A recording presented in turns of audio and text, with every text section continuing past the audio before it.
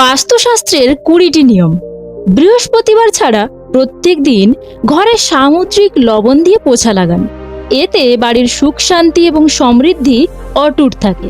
বিছানার সামনে আয়না কখনো লাগাবেন না। খাবার খাওয়ার পর থালায় কখনো হাত ধোবেন না। প্রতিদিন বাড়িতে কর্পূর অবশ্যই জ্বালাবেন। এতে বাড়িতে পজিটিভ এনার্জি প্রবেশ করে। বাড়ির ছাদে রাখা ট্যাঙ্কির থেকে জল পড়তে দেবেন না। এতে বাড়িতে নেগেটিভ এনার্জির প্রবেশ ঘটে। বাস্তু নিয়ম মেনে ঠাকুর ঘর বানানো উচিত। আর ঠাকুর ঘরে একই দেবী বা দেবতার একের বেশি ছবি বা মূর্তি রাখতে নেই। আলমারি বা তিজোরিতে হলুদের কিছু টুকরো এবং কিছু চালকে হলুদ লাগিয়ে কোনো হলুদ কাপড়ে বেঁধে রাখুন।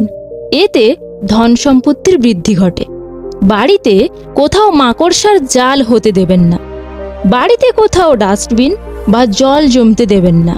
বাড়ির ছাদে নোংরা আবর্জনা, বাঁশ বা ভাঙা খাট রাখবেন না। কখনো ব্রহ্ম মুহূর্তে এবং সন্ধেকালে ঘরে ঝাড়ু দেবেন না। ঝাড়ু সবসময় এমন জায়গায় রাখবেন যাতে বাইরে থেকে আসা কোনো লোকের চোখে না পড়ে। ঝাড়ু বিছানার নিচে রাখবেন না। ঘরের ঈশান কোণকে সবসময় পরিষ্কার আর খালি রাখুন।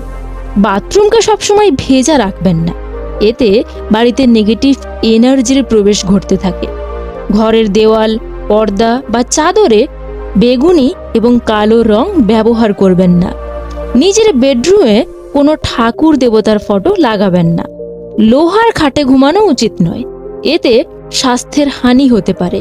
রবিবারে কখনো তুলসী গাছে জল ঢালতে নেই। দক্ষিণ পূর্ব দিকের কোণে সবুজে পরিপূর্ণ কোনো ছবি লাগান। রান্নাঘর সবসময় বাড়ির দক্ষিণ পূর্ব কোণে হলে ভালো।